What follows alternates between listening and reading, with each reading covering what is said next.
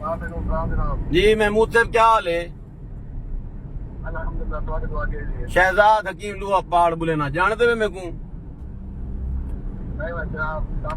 मेरे पीए यूसुफ ने तो कल फोन किया है भी मौजा खो जाते एक बाबे के घर 200 फुट बोर करने दे पंप लावने उनका क्या बनया? कल दा लगता पे बंदे गए खड़े न तोड़ लेकिन बल काल चले गए मतलब बोर लग बजना चाहिए हुण तक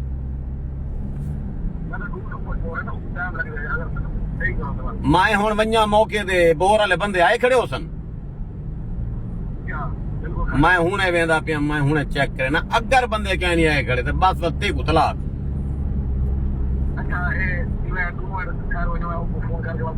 डिठा ही था मैं बंदा फौजी दिमाग पूरा पागल हाँ दानी मेरे नाल यारी लाओ पक्की मेरे मुंह चो गाल निकले उमे 15 मिनट थी वे मैं को दसो भाईजान बल्दी हुने दसो बंदे पहुंचे बाबे के घर बोर थे पानी निकले पंप लगे या नहीं लगा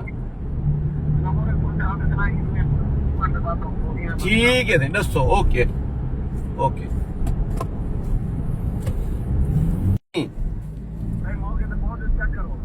जी रात के 12 साढ़े 12 बजे चालू थी जाए अच्छा बोर सीधा पिया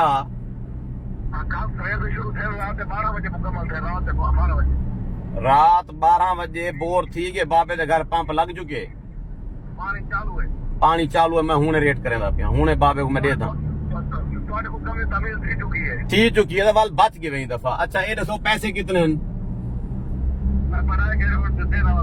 ठीक है बना के दसो मेरा काम ही मैं फौरन किया करो 1 मिनट तो पहले करें गफलत नहीं करनी बेकम छोड़ के पहले मेरा काम करने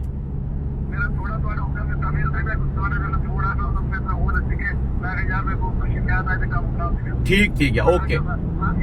ओके मेहरबानी सही तमील थी कि ये तो भाईजान तरक्की दसू कारोबार दसू तो अगू मैं मेरी फौज दे विच लंगड़े लूले घोड़े दी कोई गुंजाइश क्या नहीं मेरे को बंदा चाहिए जरा मेरा काम करे जिया करे मेरे को okay okay okay sir okay okay